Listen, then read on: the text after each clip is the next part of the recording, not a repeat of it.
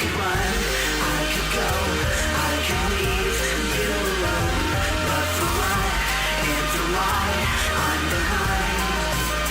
I need a hand, I need a heart, I need a new place to start. It wants to save, wants to save, wants to stay or retake.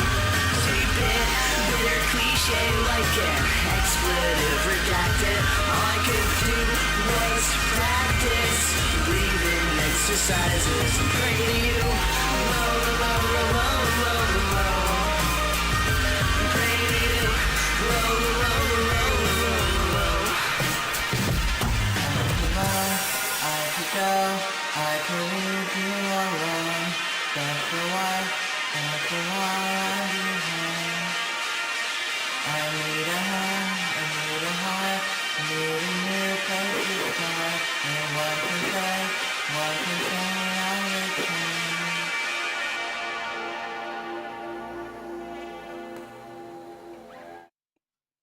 Oops, sorry for the delay, chat.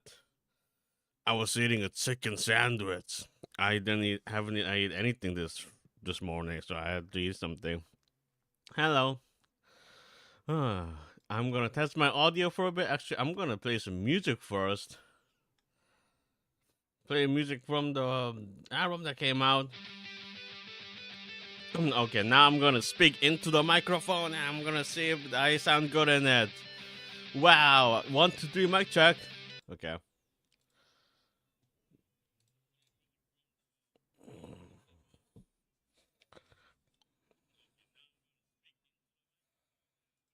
That sounds good, right? That sounds pretty good. Hello, I'm Cecily Rance, and we are back with the weekly streams.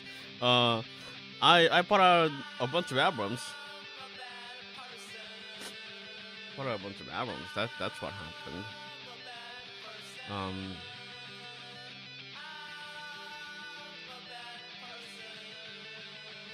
Oh, I forgot to go into my server and do a thing. Okay. Now I'm in the chat. Now I'm in the stream chat. What else do I have to do? I don't have anything else. What? I don't have anything else.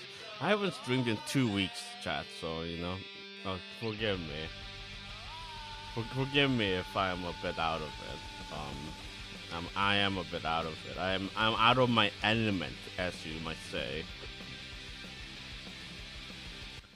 I'm gonna turn down the music a bit. How is it going? I'm doing fine. I just went to the hospital. The thing, the thing is that did I ping in my Discord? I did ping in my Discord. So the thing about me is that I had to do surgery right before I released my album.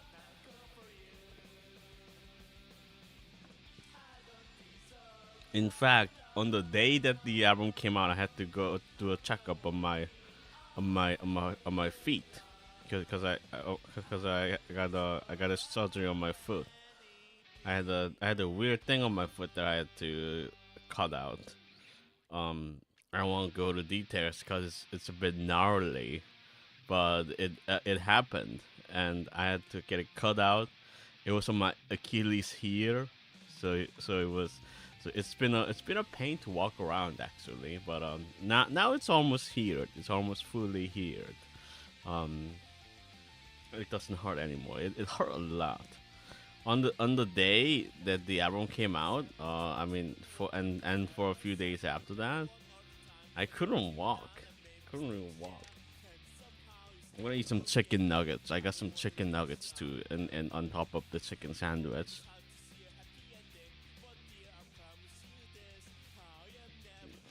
This is now a mukbang stream. I'm eating some chicken nuggets.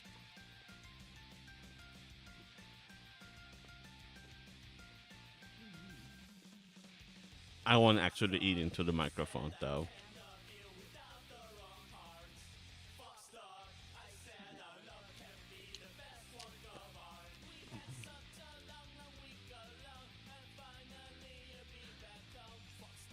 People really like the song before this one, the Surface song. The Surface song is a really good song, I think. I'm very proud of that one. I'm really proud of this album. All three albums. The three albums I put out. Uh, I had a.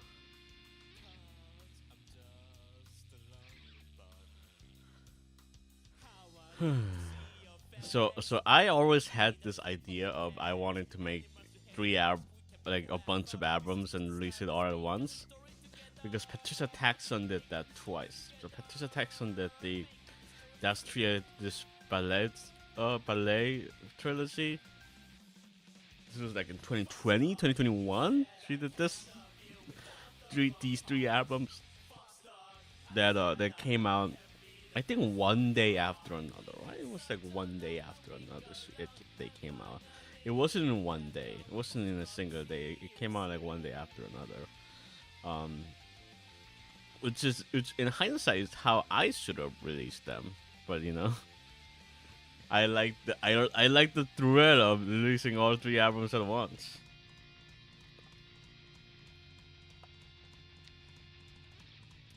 And I think for Patricia, she intended the albums more as separate, and for me, it's like I don't even know where I stand on it. Whether it's one album or like three albums. I think it's three albums. I think it's three albums. I think they're supposed to be three albums. But when I listened to them while I was making the album, I always listened to them back to back. So in my mind, they're like one album. So I just call it the album. I always do this. I always call things the album. I call it the Beanie Bunny EP an album too. It's an EP. That might also be long enough to be an album though. So like for me, it's like the album. But but for I think most people and the way it looks, it's gonna be three albums. It's gonna be three separate albums.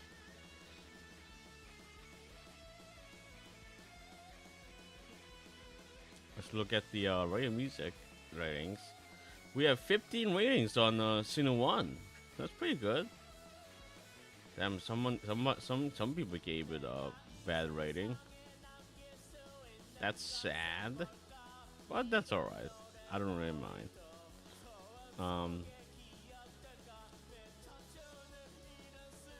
in radio music though, amount of ratings really matter more than the actual score.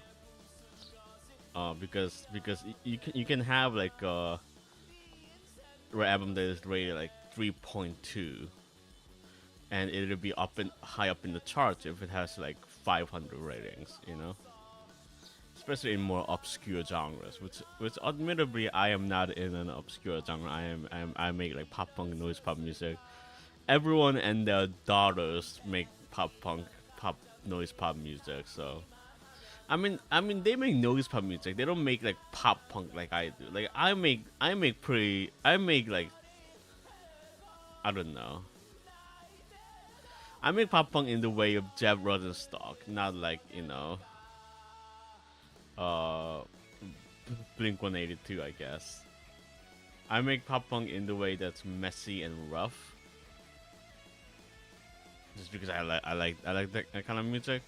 I actually do not think a lot of people do what I do. That's kind of my stance on it. Because like I make noisy pop punk music, and you think a lot of people will make noisy pop punk music in this climate in 2025? It should kind of be coming back, but most people just making emo pop. A lot of people make this emo pop, and when they make emo pop, people call it pop punk. I don't understand it. That's not pop punk. You sound too clean. I listen to these like pop punk emo bands, and the thing is they don't even want to be called pop punk, right? They want to be called emo bands. They want to be called the fifth wave emo, which was good for them. They have I guess emo is more respectable brand than pop punk.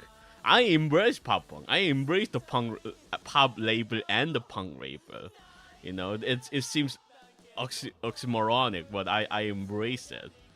But most of these bands, they want to make emo bands, even though they want to be making pop punk. But even then, they're just making emo pop. They're making like My Chemical Romance. They want to be they want to be My Chemical Romance. Everyone wants to be My Chemical Romance. My Chemical Romance is great. I want Midibody to be My Chemical Romance. Uh, but now in my solo music, I want to be, I want to be Jeff Rosenstock.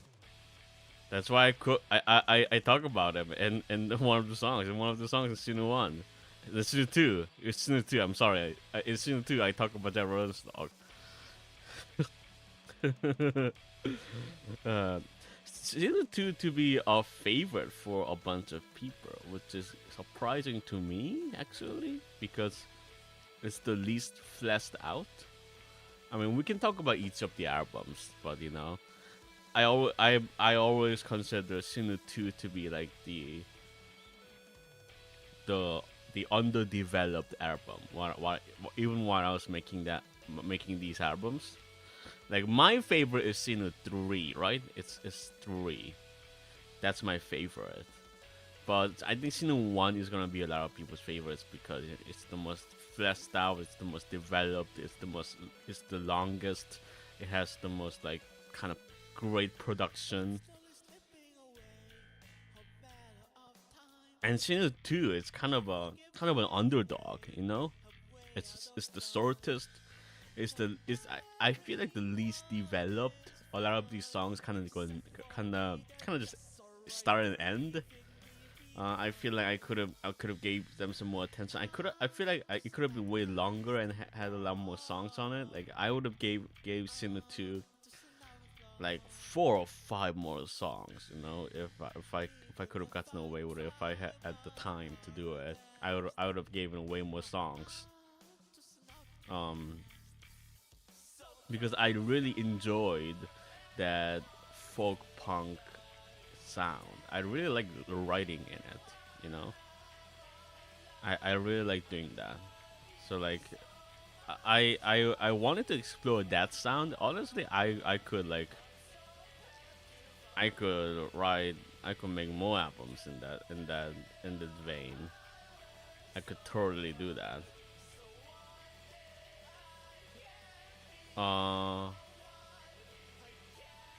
Yeah, that's what I think. And like I honestly think people should be giving Sinu 3 a bit more of a chance. I really like Sinu 3. I think Sinu 3 is really good. I love Sinu 3. It's Sinu 3 might be like the most proud I might be with an album. Like I'm not that proud, but like just I like listening to Sinu 3. Sinu 3 is the kind of music I want to be making. I want to be listening to. I've always wanted to make music that I want to listen to, and that's Sinu 3. It's just synth pop songs. So like that's why I like Sinu 3. I'm gonna eat another chicken nugget.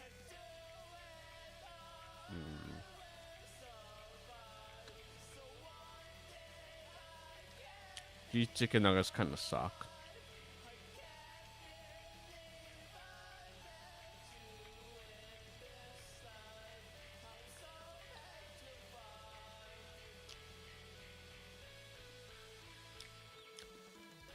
Dawn almost got cut from the album.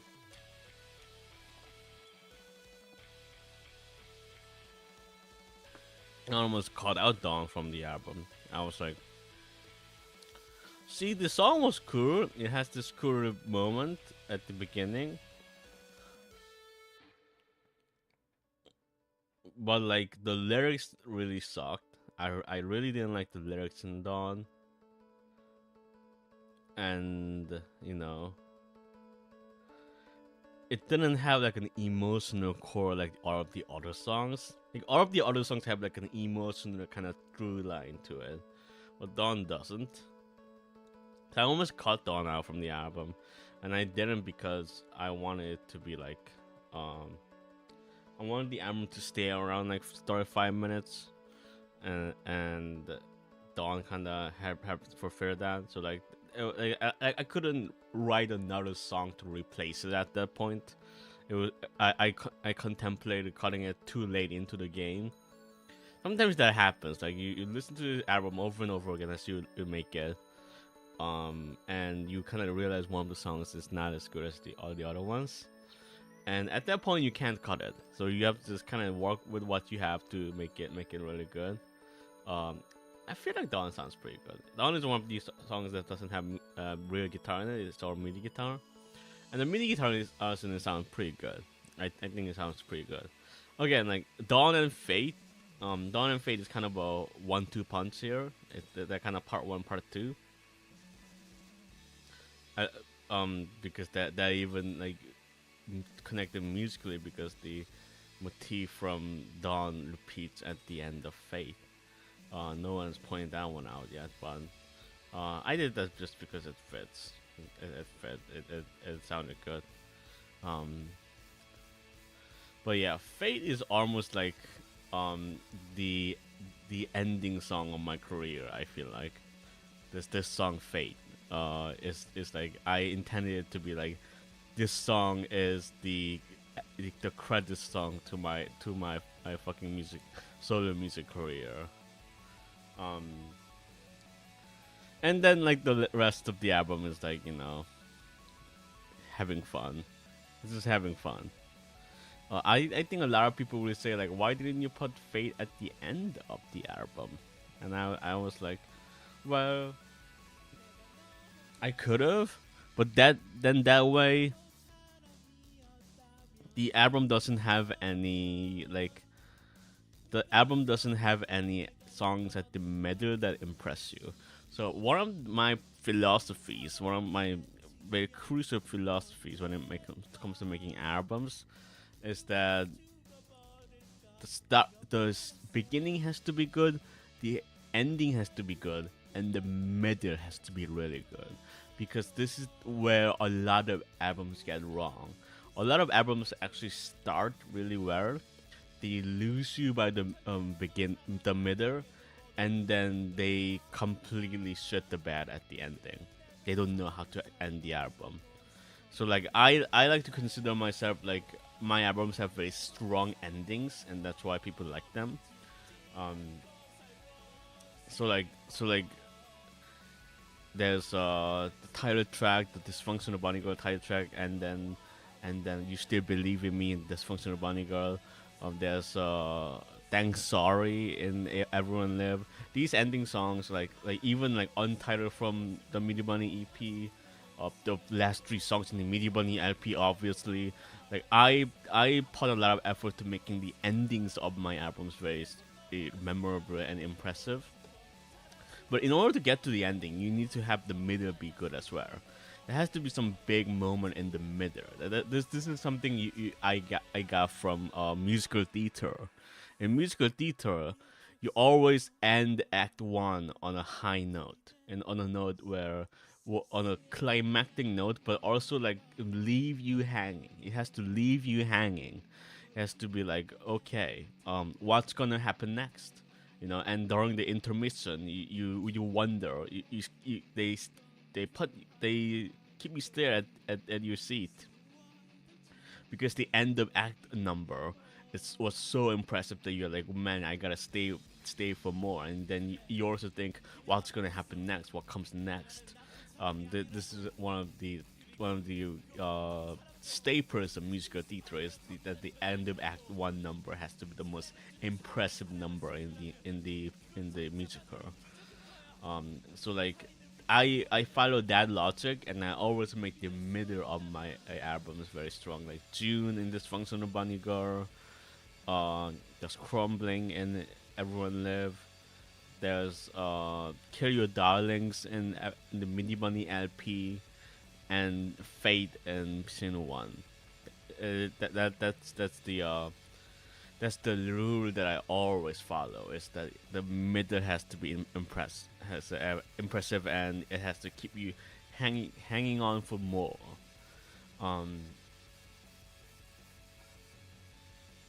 And that's kind of the purpose of Fate. Even though this is the kind of the ending song of my career, it's in the middle of this album because there has to be something big and impressive and in the center of this album. There has to be a centerpiece. Um, and the album does have an actual ending, which is "I Don't Wanna Die." Another chicken nugget.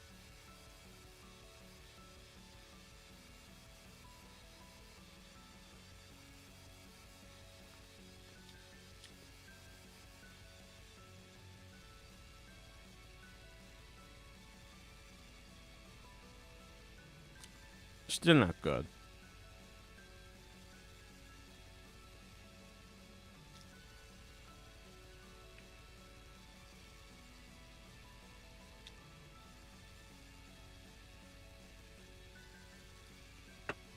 Yeah.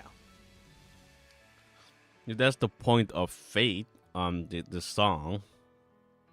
Lyrically, it's I think I don't like to talk about the lyrics in my songs because they are very self-evident. They're like you don't have to wonder about them.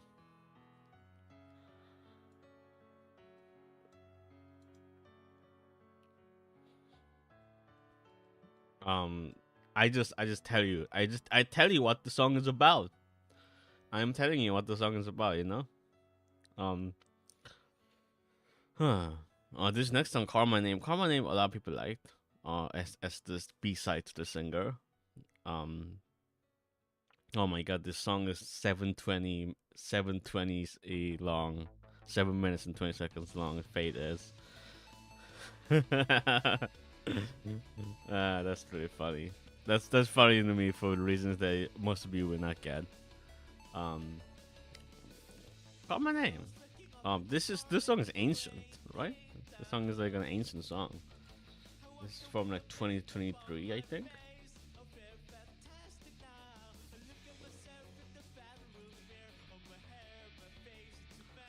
Let's check. I can just open the FL Studio project file.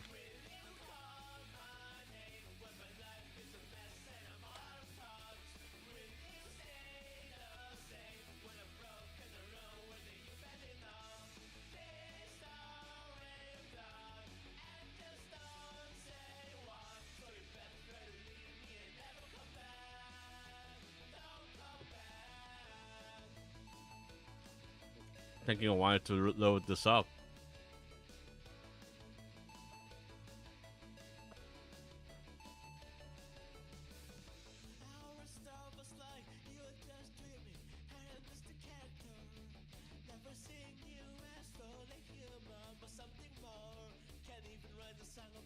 Okay, I just want to check the project file.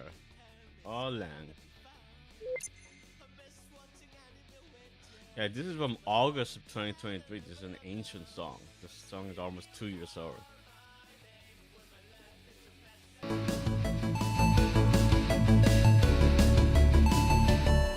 can hear the Serena guitars here.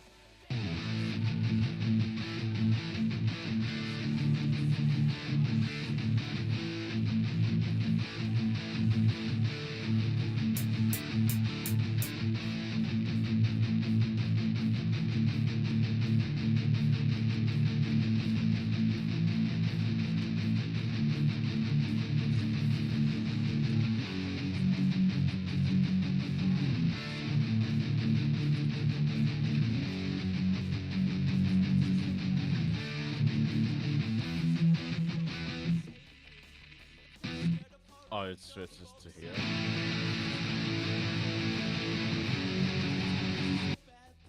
Hi, Winter. We're just listening to this album that we made that I made, and I'm also exploring some of the project files. This is "Call My Name." This is the guitar to "Call My Name." It's Serena did. It's really good. I love the tone. I think I modified the tone a little bit. Yeah, I put some more EQ on this. This is the raw tone. And I put some more EQ on it. Just enhanced it a bit. Just make the sound May just pop out in the mix a bit more.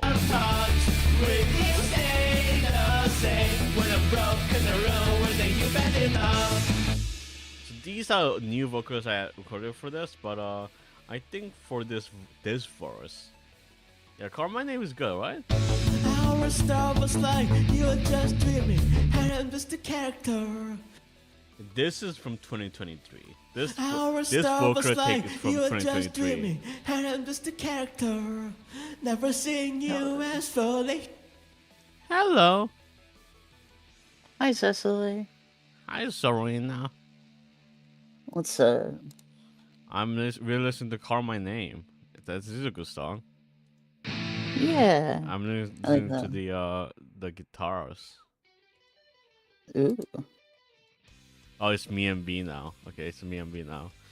I like Carmine name though. Carmine name is pretty good. I like the I think the ending of Carmine name sounds really good. With all the kind of reverb you put at the guitars.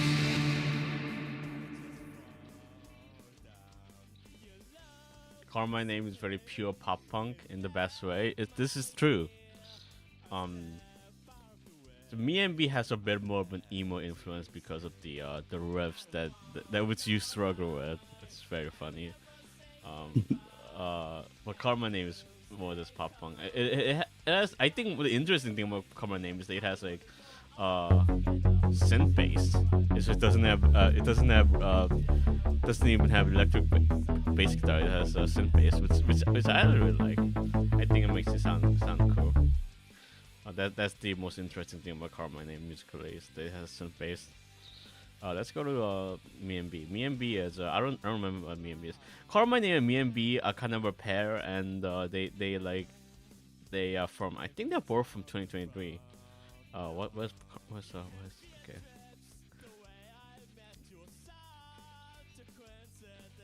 Yeah, I like the ending of Carmine name. I like the ending of me and B too. I like the ending. I like the endings to these two songs. I think the endings to these two songs make it really stand out. Talk about a city of lives. Yeah. I don't remember when I wrote me and B. It must have been 2023, I think. Because I put out me and B as a singer. Back when I wrote it. Because it was on a compilation album that they took me off of. They took me off of it. It's very, very, very sad. Fuck those guys. What the heck? Yeah, what the freak? What the freak? I wanna, Oh, this is a bit too I loud. wanna share the pain with you. I wanna share the pain with you. So what for this section, this I want to share the pain with you section, I was really channeling Bomb the Music Industry with this section. Like Bomb the Music Industry has like those sections where like where Jeff is kind of endemically chanting one line over and over again, and it actually has some Jeff Burton stuff. Solo albums have that. Like Ohio Turnpike has what is it? I quoted it in a song. It's like you're the only person that I wanted to like me. He keeps saying that in that song. It's a really good line. Really good line.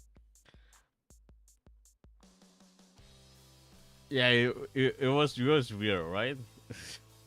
But I put it in this album so people can actually listen to it again. And it has real guitars this time.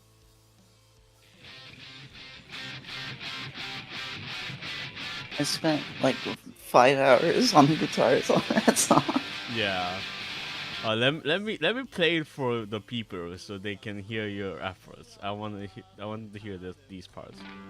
Yo, is there a way I could hear it by chance? Oh yeah.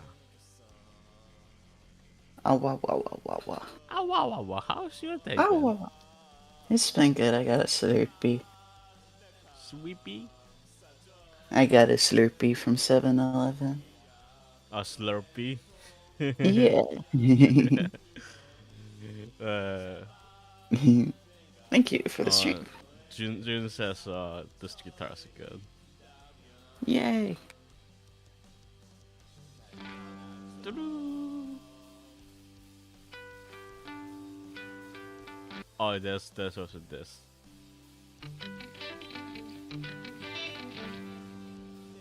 Do-do-do-do-do-do. So see, that's way better than this. Like, let me play this.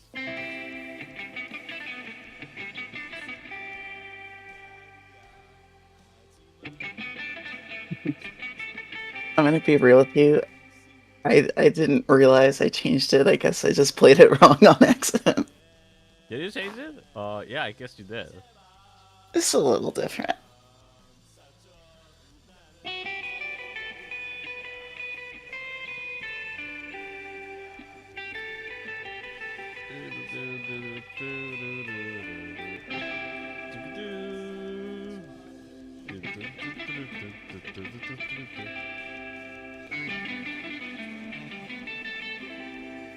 Oh yeah, it goes like up. It goes like doo-doo-doo-doo. It goes like, and you missed that part. That's Oh alright. yeah. That's not very audible. That wasn't very audible in the song. Yeah. I made this like super. I compressed the hell out of these parts because you couldn't hear it in your mix because you mixed the guitars and sent it to me, but you couldn't like hear these parts, so I made them way louder. Oh yeah. For this one, I mainly just like threw on some EQ for like tone and just sent you like the raw ones with certain volume levels, I guess. Yeah. Yeah.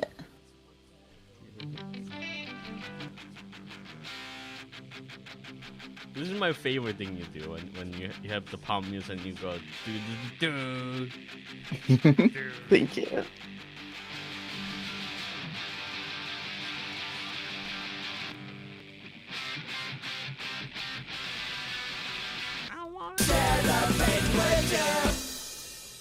I really like this song because it's about B, who I'm in a band with. We do a band together. Yeah. Yo, shout out to Beatty Fox.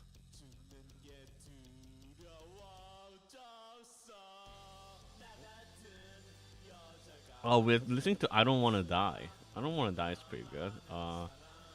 This song is the ripoff of a song by Shinsei Kamata-chan called "Maisuri Zenbu Yume." It is a song from one of their albums called "Hospitalize My Childishness." I think is the English title. That's the album Osanasas Oi Byuino Shite or something. I think. I can't remember the name of the Japanese album, but that is what this is ripping off of. You go listen to that song, which you can find on YouTube. YouTube.com. You notice that it sounds the exact same. It even begins in the exact same way. I just made a cover of that song. But yeah, this is "I Don't Wanna Die." I actually wanted you to do guitars for "I Don't Wanna Die," but we ran out of time.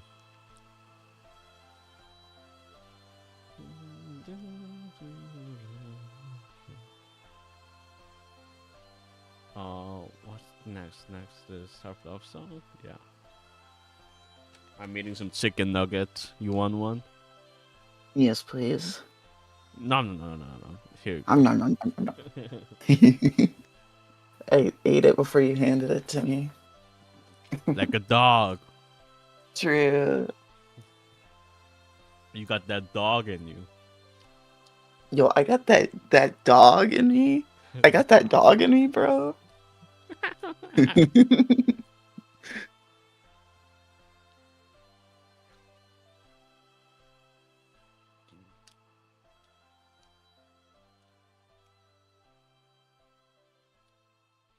I love Sensei Kamatsu-san. I listen to all of their albums. I'm a big fan. I'm a huge big fan. This song, Self Love Song. This is the blip of a hidden track by Prince Daddy and Hyena. And it actually sounded too similar to them. The melody itself was actually sounded too similar, to the point that I had to like change it. I had to change the melody because it sounded too similar. I think here's the actual Dior melody actually.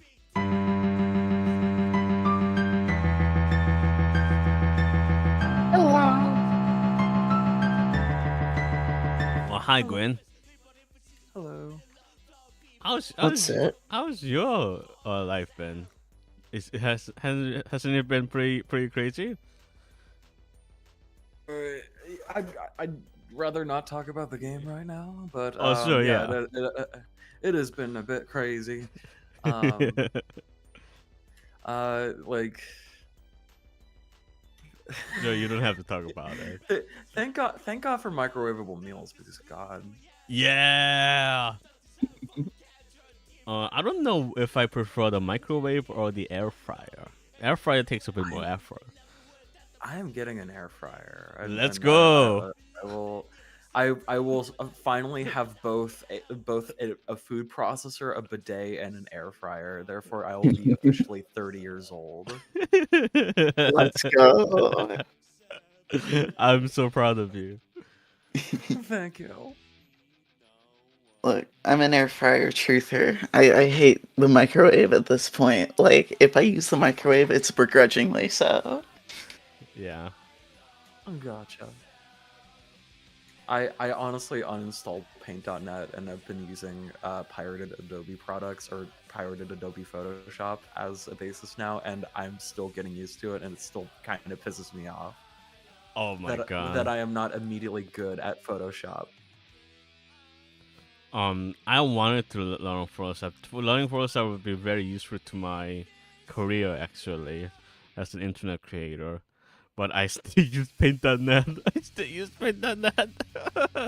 No.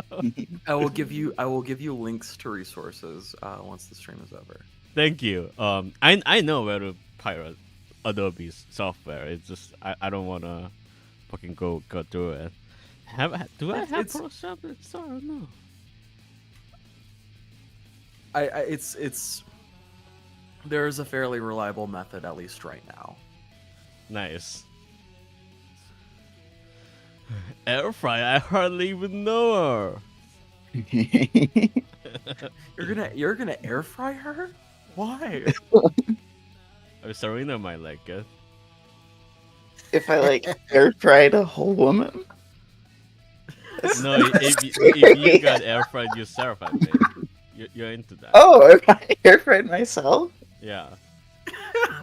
Well, that's still air frying a whole woman. I mean, like, It's still frying a whole woman. Yeah, it's just a BU. This is some SCP containment breach shit.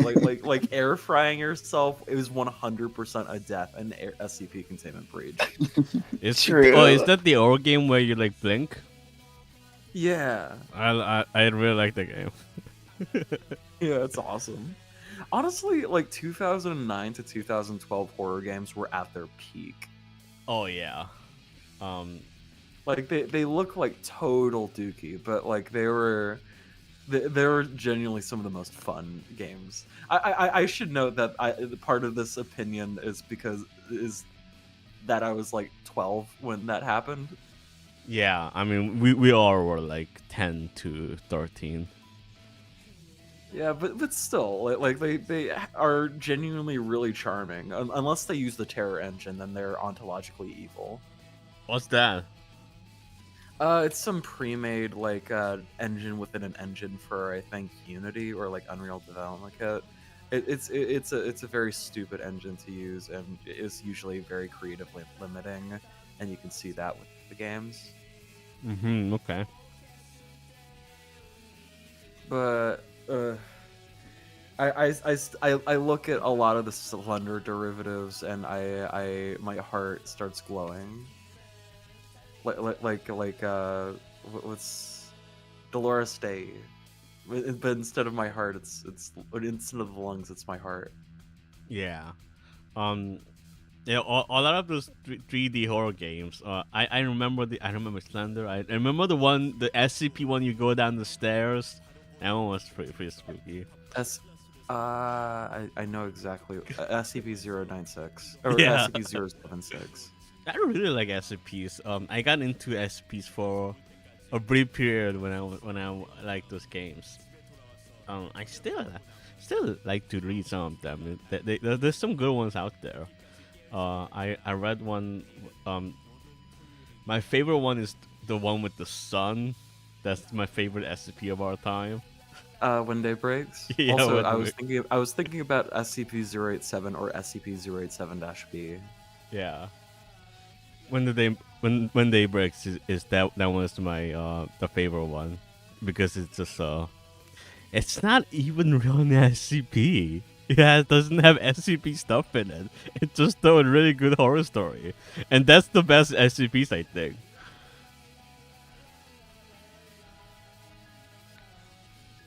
Um, what one did I read recently?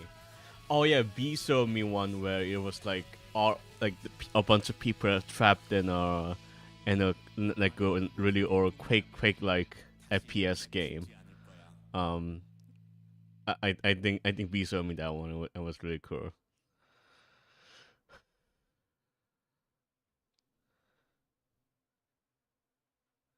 Yeah, SCPs are pretty neat. Very good material for video games. So I wonder why there hasn't been a lot of them before. There's like that one Containment Breach, and I think another big one that came out that looks really bad. It looks like Unreal Engine slop. uh, Back in the day, I remember watching like Markiplier play like a My Little Pony version of SCP Containment Breach. This was like 2012 or 2013, like when he only had like 15,000 subscribers. And I watched that, and it convinced me to watch the show, and then everything just kind of spiraled from there. Thank you, Markiplier. your Thank you, your life is a Markiplier. your life is a disaster thanks to Markiplier. I owe it all Honestly, to. Sorry. yeah, yeah. No, go on, go on. You would owe it all to Marky Moo. Yeah, basically, this is essentially what I was gonna say. Was Markiplier a brony? Was that a thing he liked? Or was it just a joke? He played it as a joke? I think he played it as a joke, if I remember right, because I think the whole time he was like, I don't know what character this is, and he was just like freaking out. That's really funny. I need to find this now. Oh wait, Markiplier SCP MP. Jump scares and ponies. I'm Oh my scared god, sometimes. I've watched this video. I watched it when I was like 11. Let's go.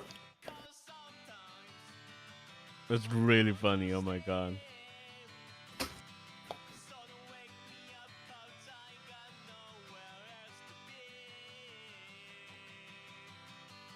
Did you like My Little Pony though? Did you like the show when you watched it? I didn't like watch it yet, but I was really active on Star Fox Online, and there were a lot of bronies on there because it was kind of at the peak, and it kind of convinced me to do that. And then essentially, I was using Scootaloo for profile pictures for like 4 years after. Scootaloo is good. I like Scootaloo. Scootaloo is awesome. I'm a scooter fan. What can I say? I got an electric one in the garage.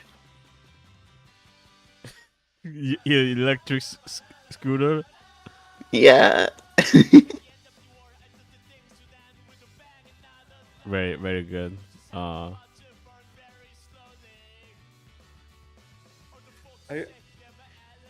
man, I think that the best distillation of early Markiplier were those really old compilations of like scares that he did, where Yeah. each clip was punctuated with poof.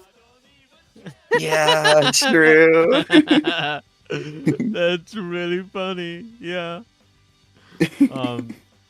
Those old YouTubers, like I watched a lot of them. I learned English I learned how to speak English by watching horror YouTubers from 2010. Uh, I watched PewDiePie sadly. I watched PewDiePie. I watched Tobuscus, sadly, as well. I guess Tobuscus is a bit funnier to have liked because of his downfall. PewDiePie is just sad. Oh my god! All the ones I can think of are canceled now. Because I also watched Cryotic and he got canceled. He got Omega canceled. It's so funny that I liked all the problematic ones. Oh yeah, I like the Yogs cast. They were fun. I like that guy Sips. I like that guy. I don't think he really play horror games. I say stream as if that's the thing because that's the thing everyone does now. Everyone streams now. I'm streaming right now. But back then everyone uploaded Let's Plays. Kind of miss that. Kind of miss it when people uploaded Let's Plays. Now it's all the stream meta. It's the streaming meta. Streaming used to be just like a thing that just the corner of the internet there. Now everybody does streams. It's kind of crazy. Even people who do like podcasts, they do it as streams. It's crazy. People which is weird because I don't watch a lot of streams. I have one streamer I watch who is Joseph Anderson. And even so, I don't watch everything I don't watch every stream that he does. I just watch the VODs. So and like so many people seem to now watch like VODs. It's kind of crazy. The only thing I do when I have like dinner is I put on Joseph Anderson VODs. I just watch the VODs. Sometimes I just binge watch all of them in a day. It's so like I don't see how there can be so many streamers and people have enough time in the day for all of them. I don't like some streamers stream for 8-12 hours. How do you watch people like that and do your own like thing? Do you have work or have hobbies? Like More often than not, they don't. they don't. Yeah, they just watch streams. Or like I guess they put it in the background and do whatever they want. But like as a musician, it's hard to like put audio in the background and work on your music. That's kind of impossible. So to me, it's hard to understand. Why do you think XQC's chat is like that? Oh, because they are like just 10-year-olds who don't have anything going on in their lives. Yeah. Yeah. But don't they have school? Don't they have kindergarten? They have kindergarten. Yeah, Come don't they have that? I guess so. I don't know what the kids do nowadays. They just drink Slurpees and dab. That's what they do. Yo, you're never gonna guess what I'm doing right now. Drinking a Slurpee and dabbing. I'm drinking a Slurpee and dabbing. You're one of the kids, as they say. True. I'm gonna go put my Volcom shirt on and drink a Slurpee and dab. Nice. I have something against that brand, even though I wear it. Oh yeah, I guess the idea is that you can just pop in. Like my streams are pretty short. I'm probably gonna wrap this up at like 1 hour, which is like in 10 minutes. So I'm gonna wrap it up probably, but I understand that I can understand that the appeal is that you can just check in during any part of the day, and they're still streaming. They're just still streaming. They don't stop. I guess that's why people watch Hassan or like any like Ludwig. I kind of get that. I had a Ludwig phase earlier this year. Or YouTube would like recommend me was Ludwig. And it was like he was like, I beat the hardest game of our time, and it's like Jump King.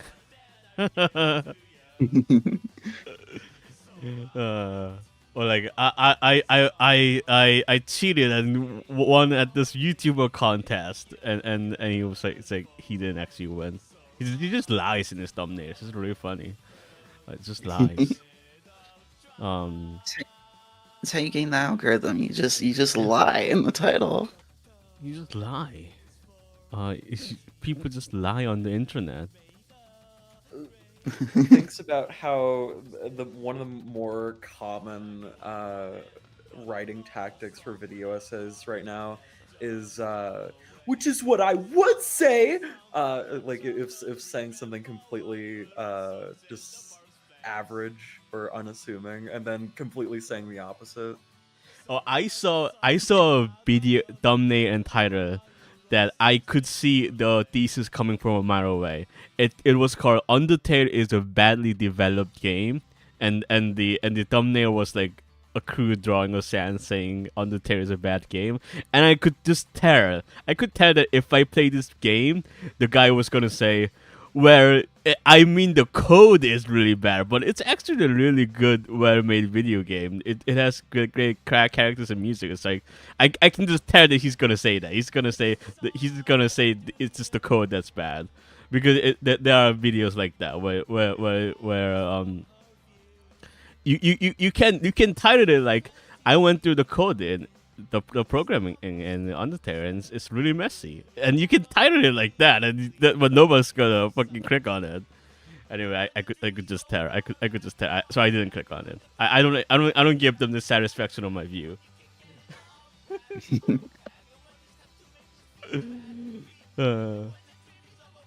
All right. It's What? yeah. Oh no. I was just gonna make a joke. What's the joke? Make the joke. Make the joke. Oh, okay. It wasn't very funny. I was gonna say, all right, Mr. YouTuber, instead of getting 298,000 views, you're gonna get 279,999 views, and that's your punishment for your thesis. It was a very long-winded joke. I'm gonna vote with my eyeballs. My eyeballs. People never lie. Impossible. That's a good one. I like that one too. What's the I remember like I watched a bunch of video essays because a few months back I tried making video essays. I might still try to make them. I don't know. But I tried making video essays, so I watched a bunch of video essays, and it's like what I like to do is I went to YouTube generates like auto captions for the videos, so I just go into the transcript and like look at the text of the video, and I think like, man, if this was an essay, it would be a shitty essay. This is structured like great hell. This is not good, and a lot of the times they just kind of what video essays do, they set it with charisma, like they just kind of set it with how they deliver the lines, which is a scare. I totally commend them for that. You can really sell a disjointed script by just being charismatic and like being confident in what you say, and that is impressive.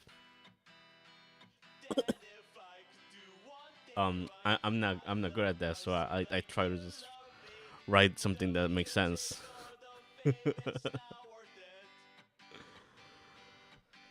Oh my god, this second album is almost done too. I barely got to talk about the second album, the folk punk one that everyone likes. Everyone loves the folk punk album. They really, I guess they really like the MIDI acoustic guitars that I did. I'm thinking about remaking this folk punk album, and like, because Alice actually told me she could record the acoustic guitars, and I could just like put out like a remix album of it with like new versions with that real guitars. I think I'll just replace it. I think I'll just replace the Dior album. That's what I'm thinking. Because now I know that you can do that in Spotify. You can do that in Spotify. You can replace the album. You can replace the albums if you got the song codes. The people do yearn for folk music. It's very.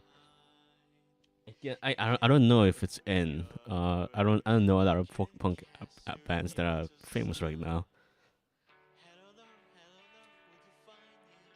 AJJ. I like AJJ. AJJ is good. um, what's another folk punk band? Against Me. I like Against Me. Are they technically folk punk? Like Like after the first 2 or 3 albums. yeah, after like I don't know. I feel like after New Wave, it was not folk punky. Yeah, new wave. I like new wave. I really like new wave X. That's one of my favorite albums by them. Yeah. Oh my god. Yeah. Okay, so I decided to look into friggin' this one. Okay, so when I was about 14 to 15, I was sort of tangentially. I mainly lurked in the Cicada 3301 solving group because some of that stuff is still unsolved. And one of the things that I had to deal with during my own lurking and studying was basically just a total game jack made by like at least three dudes, like a composer that mainly specialized in like baby lullaby CDs and like two just total hacks. And like I decided to look up one of the names involved, and he pivoted hard to QAnon, which just Whoa. like damn. Does that happen in like cryptography things? Because it's kind of I feel like that would be common. Not as common as like it's not super common because I don't think most people disguise their actual evil operations under Caesar ciphers and binary code. Yeah, that's kind of easy to solve, isn't it? Yeah, it is so easy that you can automate it. I would just say that the people who the people who game jack ARGs are more often than not so unskilled at their own tools that they don't sustain it for more than a week. Yeah, that's that. I can see that. What's the cicada thing a real thing? Like a real deer? You think so? Oh well, yeah, I would totally. I believe that it was a real thing, but I don't think it was as big as people claimed it to be. I think it was just a bunch of cryptography nerds that had a really inefficient means of recruitment. Yeah, it was the whole thing was a recruitment tactic, right? And Yeah, I can't imagine they're still around. Can't imagine. They're more than likely dissolved at this point. Yeah. But I'd say that the big issue that Cicada 3301 had is that with their trials they were picking out a very specific type of person who is just generally not, like, statistically speaking, less likely to be good at like socializing and doing team sort of Yeah. sort of team contributions. It's gonna be a really autistic guy who like has not spoken to anyone in their life. Well, I won't go so far as that, but like doing free work for the greater good with a collection of people, all with vastly different specializations and expertises in coding is just a recipe for team dysfunction. Yeah. Like if I were to give a much better example of a similar type puzzle, I would go with the MIT Mystery Hunt. The MIT Mystery Hunt is a massive undertaking. Like every year a team of previous winners goes and makes a hunt comprised of 200 to 300 individual puzzles, and those puzzles are difficult. Oh yeah, Um, I've heard of that. One of my friends told me about this, yeah. Yeah, but so the thing is with the MIT Mystery Hunt is that it's one, openly nerdy, and in a way that opens it up to more than just one type of nerd, one type of cishet white nerd, um, and two, it's very lighthearted. It doesn't make you scared if you like win at it. Yeah, all you have Like to like do like, when you like win is you have to make the next year's puzzle. yeah. I've heard of some people who like they almost beat it and they give up because they know they can't make they can't make the next I, puzzle, right? I was literally in one of those teams. Yeah, I was, you told me yeah, that. yeah. Yeah. So I would just say, what was I gonna say? Yeah. Like if I were to give my own example on like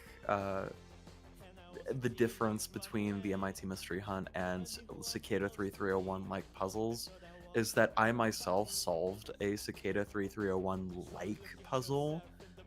It was a kind of unpleasant experience, Oh, and it okay. was after joining the group, it was especially unpleasant because the people that not only found the trailhead but managed to go through it are generally just antisocial, chronically online losers. And I should note this was very much an exceptional thing, but like, and I the people that I hung around with during the Cicada 3301 solving group were generally much nicer, but like if you post stuff onto Chan boards, you know what you're gonna get. I hope you know what you're gonna get anyway. Yeah, it's like it's a totally different worlds. Like and there's that sense of what's the word? I guess inflated sense of superiority. Um, that because they make it seem so important that when you solve it, you feel like so special, as opposed to like the MIT Mystery Hunt, where I'm sure solving that puzzle is actually probably more impressive than some of the Yes, those other ones, those Cicada absolutely. ones. But like people don't feel like they're hot shit for it. They're just like, hey, I solved we solved the thing together. We did it as a group. Well, I should know. I do feel a little bit of hot shit for it. Yeah, But when I joined the Cicada like group, I was more nervous than anything yeah, because I was just wondering like, if I leave, are they gonna dox me? Which actually is a valid fear to have with those kinds of groups because anybody like the thing with like doxing is that you don't need a lot of open source intelligence know-how. You just need an unhinged level of motivation. yeah. Like those guys over at Kiwi Farms, they aren't expert genius hackers. They just want to ruin people's lives. Most people They know don't. what white Most people don't care. Most people who have that level of like expertise don't want to ruin people's lives, so they don't do it. Yeah, they know what white page is in and want to make everybody else's lives a problem due to it. Yeah. Um. So I've never like I like I've said my full name into my into the internet, and I also say the city that I live in, which is it's not a big deal. Like if you combine those two information, you might be able to pinpoint where I live, but it's not gonna happen because no one is motivated enough to ruin my life. So I don't Yeah. worry about it too often. But Tr- well, yeah. Go on, go on, go on. I was about just to I was finish just gonna notes. I was just gonna say like I don't worry about it too often, but I should be more careful because I was raised on the internet. I was raised on the internet where people like I was kind of terrified to say my name or like talk about my age. Like it's just like 2010s internet where like people like people were kind of hammering into you like you shouldn't share private information, which is like nowadays everyone fucking has the whole full name, address, and social security number on TikTok. Like everyone just Hon- has that. Honestly, it's so fucking crazy that TikTok's like main method of posting is just showing your face. That's fucking unhinged. Yeah. That is like that is like how and they put that into an algorithm. Like they feed all of that into like an AI algorithm. So like I don't know, the Chinese government can track your face. I don't know if they do that, but that's the kind of thing Well, that they share. That they share that information to companies. well, I'm very hesitant on posting my face online because there are straight up like AI, well, not well, yeah, I guess like facial recognition search engines. They used it to like figure out the final card for Perplexity by just taking the image of like the guy with the text "Find me," and then just putting into like one of those facial recognition search engines, and then contacting the offices where he worked. Yeah, that can happen. And like I live in a surveillance state. I mean, everyone lives. Everyone who probably watches this stream lives in a surveillance state because it kind of comes with living in living in late stage capitalism. But I live in this especially hard surveillance state. Like my face is recorded on every government like agency and building, and they if they want to check my ID, they just scan my face. It's kind of scary actually. They can do that. They don't ask for your fingerprint. Most of the time they ask for your ID, but sometimes they ask for for your face, and every time that happens to me, I'm very scared. That can happen. I mean, it also happens at airports. Happens at airports. It happens at anywhere that it can happen. Really, it's very terrifying. Um, also you can't go outside without a camera watching you, which is also disturbing. But I've gotten used to that. At least that part I've gotten used to. Everyone having a camera. It's weird if a room in a building doesn't have a camera. People are like anxious if a room doesn't have a camera because if no one's watching me, what's gonna happen? Like if something happens to me, no one will know. That's what people think. It's just crazy. I'm out of chicken nuggets. Shit. Very sad. Oh, this is the Tide. We're listening to the Tide right now. I made a longer version of this song. Because on the Pop Squared album there was just the Tide, and that was a sort of song, and I added a bunch of the stuff to this song. I've always wanted to do that. I wanted to I just wanted to redo a song I've done before. I think I always thought that was a cool idea. And I went or new order on this one. How long we've been streaming? Oh, we've been streaming for 70 minutes. Maybe I should wrap up. I don't think we have to listen to this whole album. I'm gonna have to listen to this whole album. I'll wrap up the stream. Thanks for coming. Thanks to Serena and Gwen for occupying the stream for me and keeping me company.